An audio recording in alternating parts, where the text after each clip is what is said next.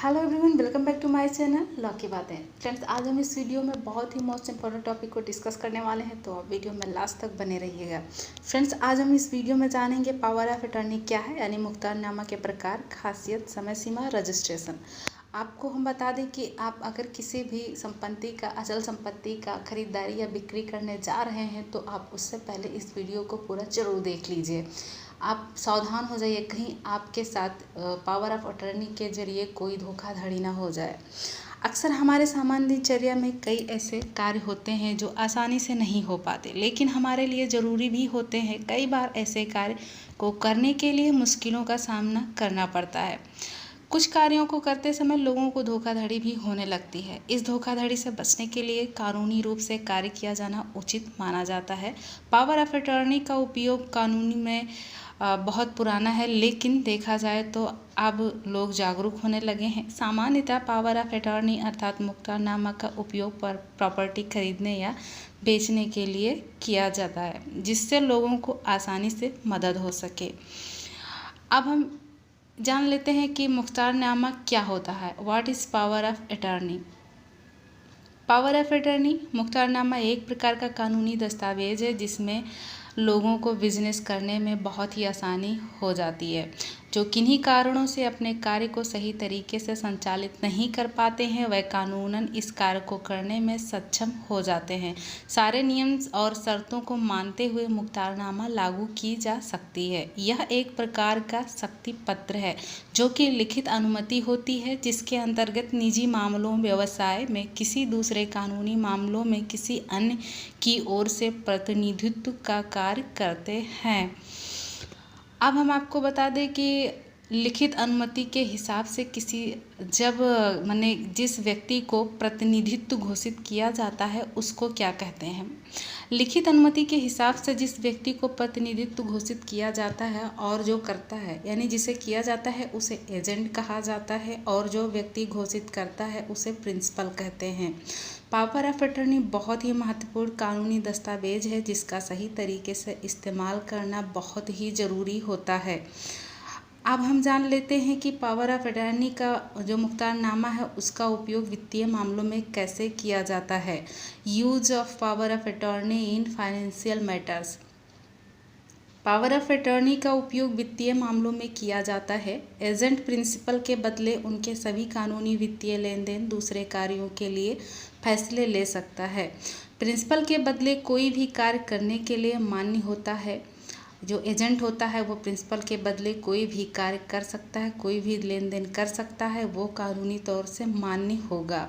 यह सभी फैसले कानूनी रूप से मान्य होते हैं। ऐसा समझा जाता है कि एजेंट को पेशे से वकील होना जरूरी है, पर ऐसा ज़रूरी नहीं है फ्रेंड्स कि एजेंट जिसे बनाया जाता है वो पेशे से वकील हो। वो कोई भी व्यक्ति हो सकता है जिस पर प्रिंसिपल विश्वास कर सके और उसे वो जानता हो, समझता हो, और वो उसके मान लेते हैं भारत का रहने वाला है तो वो भारत का रहने वाला हो। एजेंट यदि किसी वजह से पावर ऑफ अटॉर्नी के दायरे से बाहर जाता है तो इसकी वजह से अगर प्रिंसिपल को कोई नुकसान होता है तो एजेंट को यह सारा नुकसान भरना पड़ सकता है। कभी कभी पावर ऑफ अटॉर्नी किसी अचल संपत्ति के मालिकाना हक को ट्रांसफ़र करने के लिए तैयार की जाती है।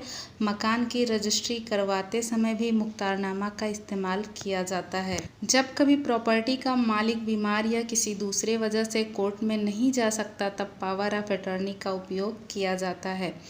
अब हम आपको बता दें कि पावर ऑफ अटॉर्नी कितने प्रकार की होती है। Types of power of attorney. Power of attorney दो प्रकार की होती है। मुख्तारनामा दो प्रकार का होती है। कौन कौन सी? General power of attorney, special power of attorney. सबसे पहले बात करते हैं कि जनरल पावर ऑफ अटॉर्नी क्या है। जब किसी भी व्यक्ति को किसी खास काम के लिए पावर ऑफ अटॉर्नी दी जाती है तो ये स्पेशल पावर ऑफ अटॉर्नी कहलाता है।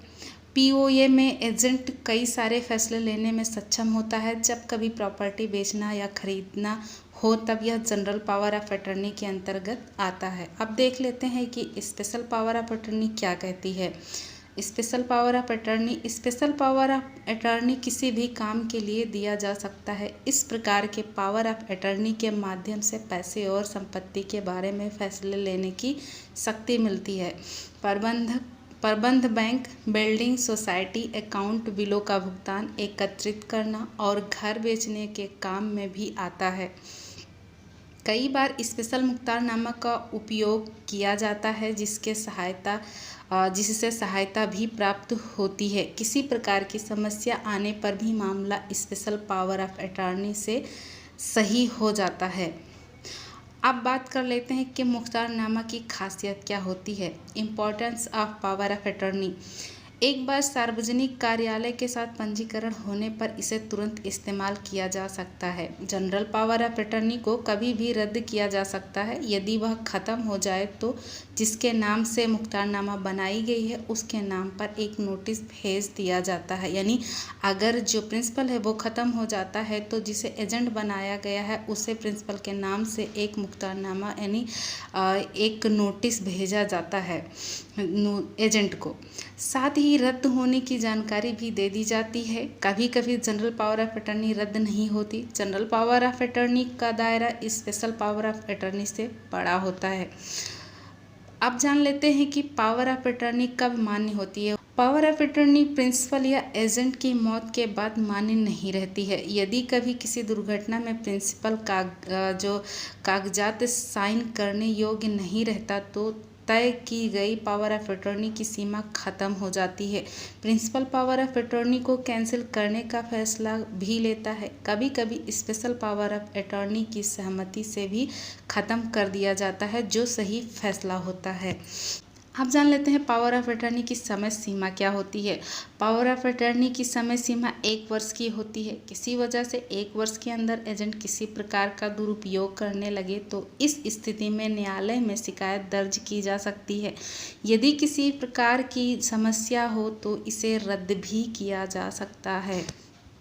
आई होप आज का ये वीडियो आपको बहुत पसंद आया होगा और आपको समझ आ गया होगा कि पावर ऑफ अटॉर्नी यानी कि POA मुख्तारनामा करने के लिए हमें क्या करना चाहिए और हमें किस किस प्रकार से करना चाहिए, कैसे करना चाहिए और हम पावर ऑफ अटॉर्नी करने के बाद धोखाधड़ी से कैसे बचें।